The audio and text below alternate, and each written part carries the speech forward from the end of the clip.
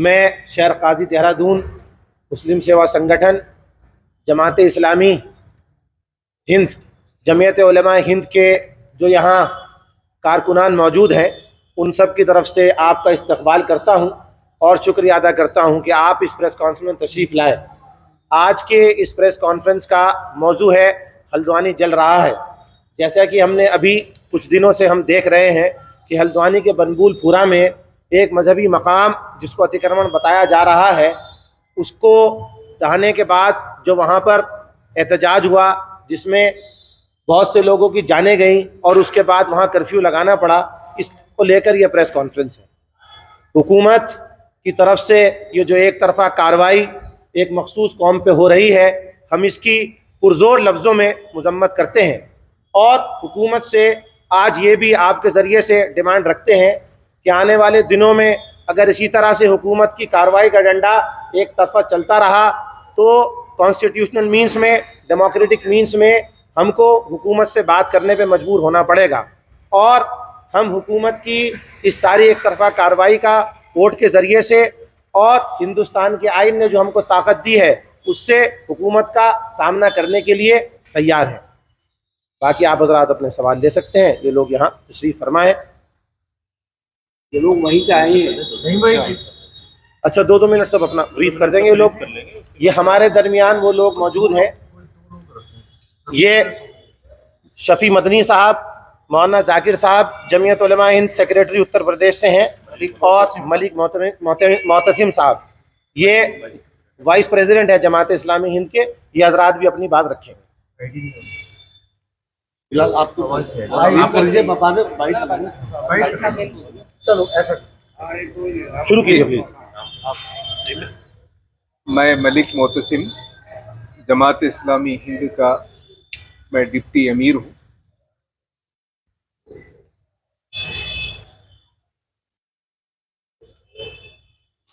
बात यह है कि हल्द्वानी में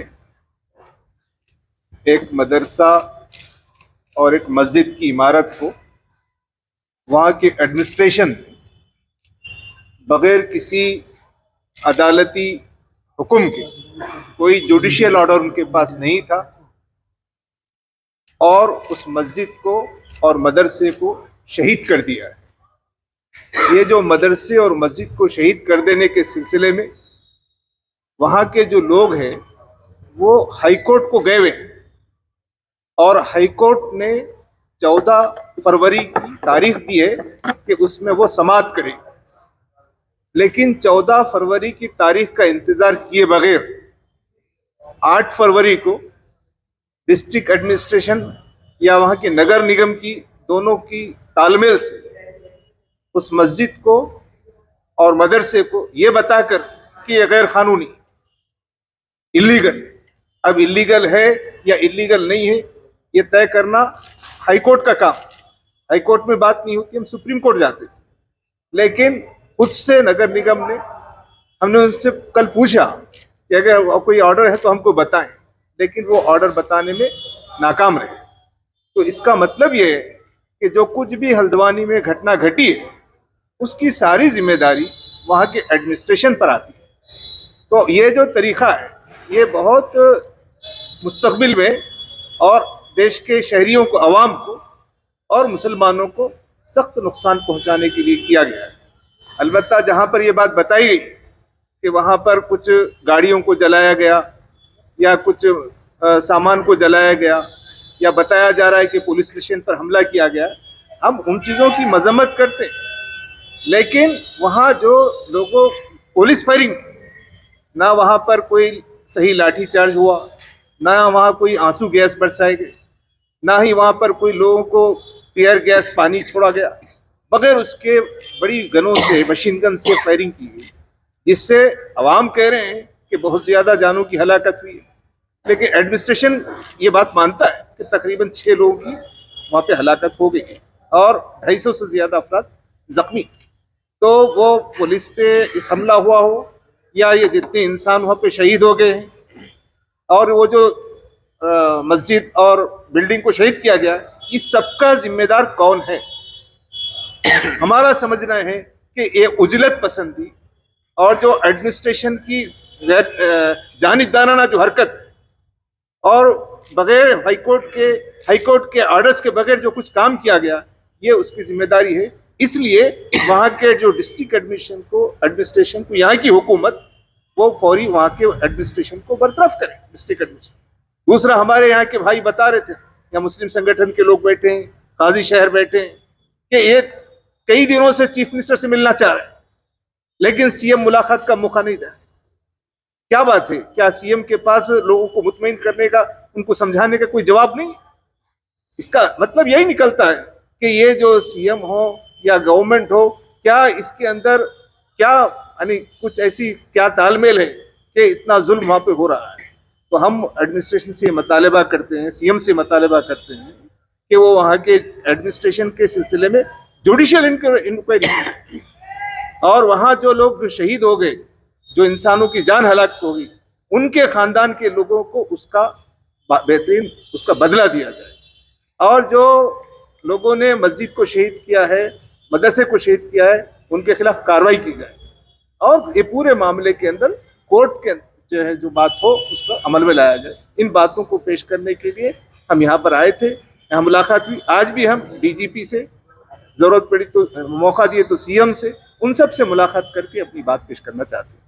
देखिए, सीएम साहब जो हैं वो बड़े आदमी हैं, तो बड़े आदमी की बातें इसी किस्म की होती हैं आज के हिंदुस्तान में। मैं तो सिर्फ ये कहना चाहूँगा, और आप इसको खूब अच्छी तरीके से समझ लीजिए। आपने एक संविधान, एक कानून तैयार किया, हमें कहते हैं, एक कौम को कहते हैं अलग से कि उस पर अमल करो, और जो आपने तैयार किया आप अमल ना करें, क्या ये कानून के खिलाफ नहीं हुआ जो कुछ हुआ? जब ये आपने फरमाया कि मतलब जब उसमें 14 तारीख लगी हुई थी, समझे, और वो कोर्ट का मसला था, तो क्या ये कानून के खिलाफ नहीं किया? यानी आप कानून के खिलाफ करो और हम कानून की मतलब की पैरवी करें, इत्तबा करें, और हमें थ्रेट किया जाए, धमकी दी जाए, और तरह तरह के मतलब हमारे सामने मसाइल रखे जाए, और हमें मजबूर किया जाए कि संविधान को मानो। सही बात है, संविधान के सभी लोग मानते हैं, हम भी मानते हैं, लेकिन आप जो बनाते हैं वो भी तो मानो कानून को, उनको भी तो कानून को मानना चाहिए। कि बगैर कानून के इतना बड़ा मतलब का हादसा कर दिया। फिर सामने आदमी को मकसद रखना चाहिए, मस्जिद शहीद करनी है, आदमी नहीं मारने। अगर ये मकसद होता है तो आदमी क्यों मरता है? तो मेरे मोहतरम बुजुर्गों, तो ये तमाम चीज़ें जो है ना, ये कोई मुनासिब नहीं, सूटेबल नहीं है, समझिए। इससे बहुत बड़ा मतलब कि सभी का नुकसान होता है, समझे, कि खाली मेरा ही नुकसान होता है।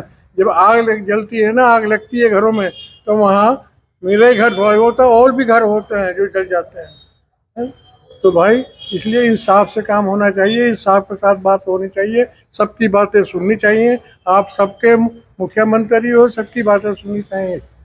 अल्लाह ताला हमें अमल की तौफीक अता फरमाए। देखिए, इसमें एक इम्पॉर्टेंट बात ये है जो रह गई है कि इसको एक कम्युनल एंगल दिया गया है वहाँ पर ना, वो चीज़ जो है उसको भी प्रॉपरली प्रॉप किया जाना चाहिए कि कम्युनल कैसे है। ये तो एडमिनिस्ट्रेशन वहाँ पर काम कर रहा था, मस्जिद को तोड़ा जा रहा था, इसमें कम्युनल एलिमेंट कहाँ से आ गया, ये बहुत इंपॉर्टेंट बात है। दूसरी चीज़ इसके अंदर ये है कि वो मस्जिद 20 साल से ज़्यादा बनी हुई थी, उसका पानी का कनेक्शन भी था, बिजली का कनेक्शन भी था, और वो जो भी कनेक्शन मिलते हैं वो गवर्नमेंट देती है, वो जो है वैसे नहीं मिलते हैं प्राइवेटली।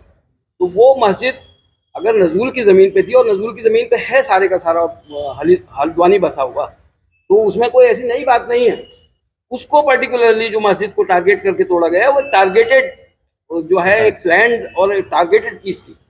इसके बारे में वहाँ पर जुडिशियल इंक्वायरी होनी चाहिए। जो लोग उसके जिम्मेदार हैं, जो भी जिम्मेदार हैं, उस मस्जिद को पानी का कनेक्शन देने वाले और बिजली का कनेक्शन देने वाले और उसको जो है बनवाने वाले, उनके खिलाफ कार्रवाई होनी चाहिए। ऐसा नहीं है कि वो एक दिन के अंदर रात में कुछ चीज़ बन गई। तो ये चीज़ें जो हो रही हैं, जब तक कि इसके साथ में इंसाफ नहीं होगा, और उन लोगों के साथ में जिनके साथ में वहाँ पर जो है उनको मारा गया है, सीने में गोली मारी गई है उनके सामने से, ये कहाँ, ये हिंदुस्तान के नागरिक हैं भाई, वो लोग जो हैं उनको सीने में गोली मारेंगे आप लोग?